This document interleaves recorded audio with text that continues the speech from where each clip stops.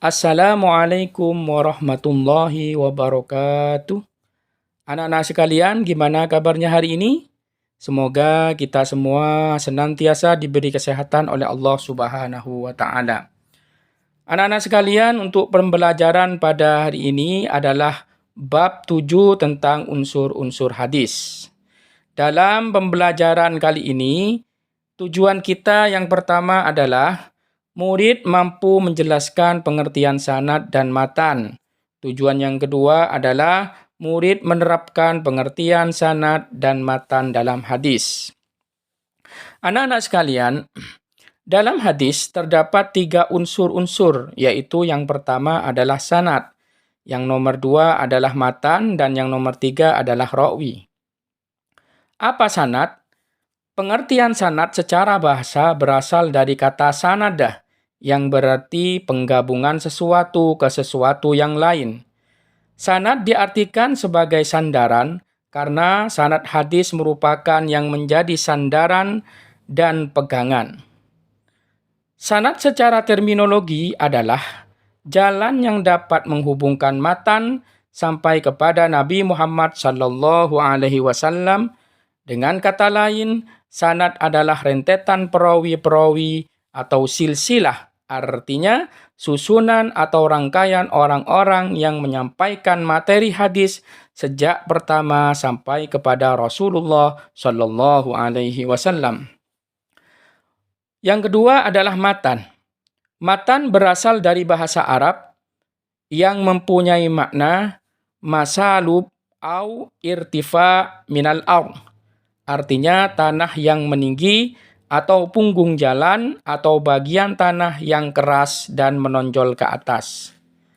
Sedangkan secara terminologi, matan adalah redaksi sabda Nabi Muhammad SAW atau isi dari hadis tersebut. Ketiga adalah rawi. Rawi atau ar-rawi adalah orang yang meriwayatkan atau memberitakan suatu hadis. Orang yang menerima hadis kemudian mengumpulkan dalam suatu kitab tadwin disebut dengan rawi atau perawi. Dapat juga disebut dengan mudawin atau orang yang mengumpulkan hadis. Sedangkan orang yang hanya menyampaikan kepada orang lain tanpa membukukannya disebut dengan sanad hadis. Setiap sanad adalah perawi pada setiap tabaqah atau level, tapi tidak setiap perawi disebut dengan sanad. Karena ada perawi yang langsung membukukan kitabnya hadis dalam kitab hadis. Syarat-syarat rawi. Rawi adalah orang yang memindahkan hadis dari seorang guru kepada orang lain dengan membukukannya ke dalam suatu kitab hadis. Syarat-syaratnya adalah sebagai berikut. Yang pertama adalah adil. Yang nomor 2 adalah muslim. Yang nomor 3 adalah baligh. Yang nomor 4 adalah berakal. Yang nomor 5 tidak pernah melakukan dosa besar. Yang nomor 6 tidak sering melakukan dosa kecil. Dan yang nomor 7 adalah dhabit. Apa sih dhabit itu? Dhabit mempunyai 2 pengertian. Yang pertama adalah dhabit dalam arti kuat hafalan dan bukan pelupa, yang disebut dengan dhabit as-sadri. Yang kedua, dhabit dalam arti dapat memelihara kitab hadis dari gurunya sebaik-baiknya, sehingga tidak mungkin ada perubahan yang disebut dhabit al-kitabah.